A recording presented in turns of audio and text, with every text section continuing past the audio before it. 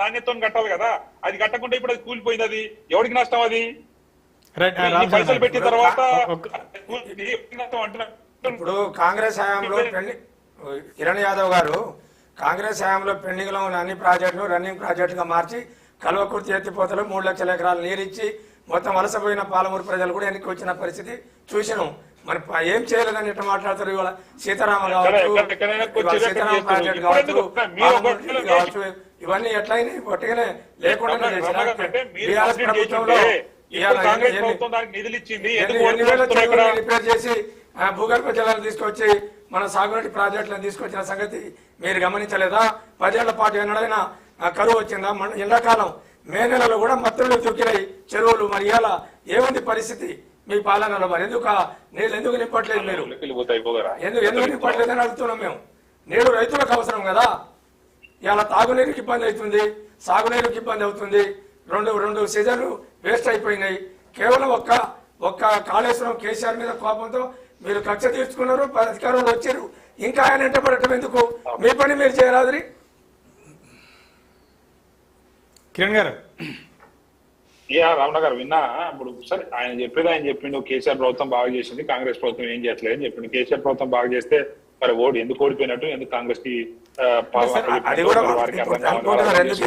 ఓటమి గెలుపు అనేది ఎన్నికల్లో సహజం. ఇప్పుడు అట్లాంటి అంతకుముందు కాంగ్రెస్ పార్టీ బాగా చేయలేదనా?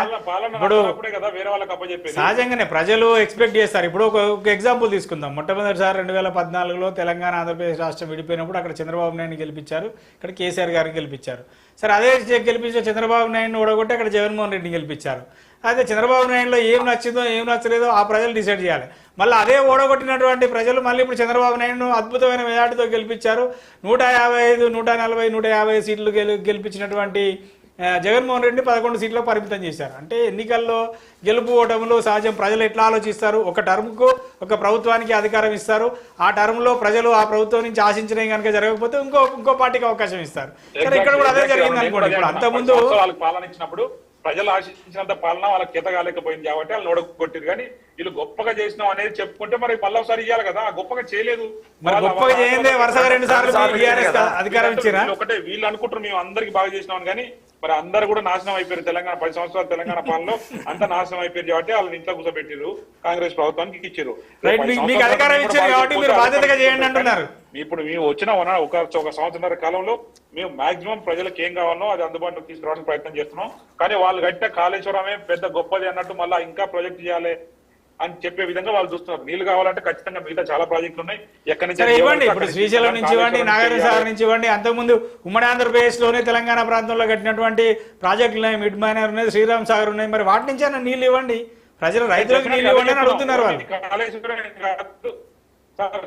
గారు కాళేశ్వరం ప్రాజెక్ట్ లేనప్పుడు కూడా మిడ్ మానేరు, లోయర్ మానేరు, ఇంకా అన్ని చాలా కడెం ప్రాజెక్టులు, ఇంకా రకరకాల ప్రాజెక్టులు ఉన్నాయి. అన్ని ప్రాజెక్టుల నుంచి కూడా తెలంగాణ రాష్ట్ర రైతులకి నీళ్లు అందించిన సందర్భం ఉంది. ఉమ్మడి రాష్ట్రంలో ఇచ్చారు, తెలంగాణ వచ్చిన తర్వాత కూడా ఇచ్చారు. కాళేశ్వరం ఉంటేనే నీళ్లు రాలే. సో కానీ ఇన్ని ప్రాజెక్టులు ఉన్నా ఒకటి కిరణ్ యాదవ్ గారు, ఒకటి మనం గమనించాల్సింది ఏంటంటే ఉమ్మడి ఆంధ్రప్రదేశ్ రాష్ట్రంలో తెలంగాణలో శ్రీశైలము, నాగార్జున సాగరు, శ్రీరామ్ సాగరు, మీరు అన్నట్టు మిడ్ మానేరు, కడెం డ్యాములు ఇన్ని ఉన్నా కూడా తెలంగాణలో ఉమ్మడి ఆంధ్రప్రదేశ్ రాష్ట్రంలో కావాల్సిన నీళ్లు ప్రజలకు కానీ రైతులకు కానీ తాగునీరు కానీ సాగునీరు కానీ అందలేదు అనేది వాస్తవం.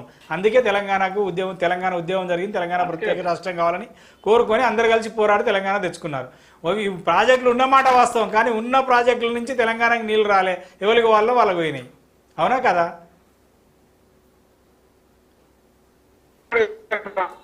ఒకటి సరే, ఒక విషయం అర్థమైంది. రైతులకు ఇబ్బంది ఉంటే మేము వాటర్ ఎక్కడి నుంచి ఇవ్వాలో మేమైతే చూస్తాం. దాని విషయంలో వాళ్ళు అత్యుత్సాహం చేసి మేము 1,00,000 మంది 2,00,000 మంది చూస్తా అంటే వాళ్ళు ఇష్టం, దాని కర్మ వదిలేస్తాం, మేము ఏం చేయలేము. రైతులకు ఎప్పుడైనా ఇబ్బంది జరుగుతుందంటే మా ప్రభుత్వం ముందుంటుంది, మా నాయకులు కూడా ముందుంటారు. ఎక్కడ కూడా నష్టపోయే విధంగా మేము కాంగ్రెస్ ప్రభుత్వం చేసేది లేదు.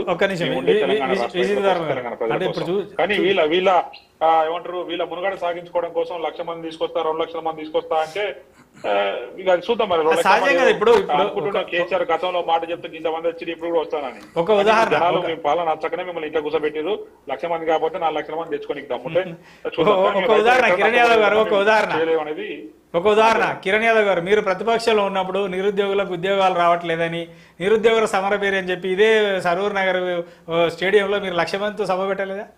కాంగ్రెస్ పార్టీ ప్రతిపక్ష పార్టీగా యువకులతో పెట్టారు. నేనేమంటున్నా రమణ గారు, ఎట్లా అంటే 1,00,000 కాదు 4 లక్షలు తెచ్చుకొని మాకేం ప్రాబ్లం లేదు, కానీ వాళ్ళు అత్యుత్సాహంగా ఓన్లీ వాళ్ళ పార్టీ మునగడ కోసం స్టేట్మెంట్ ఇస్తా సార్ మేము ఛాలెంజ్ చేస్తా ఉన్నా 1,00,000 మంది తెచ్చుకోమని చెప్పి చూద్దాం.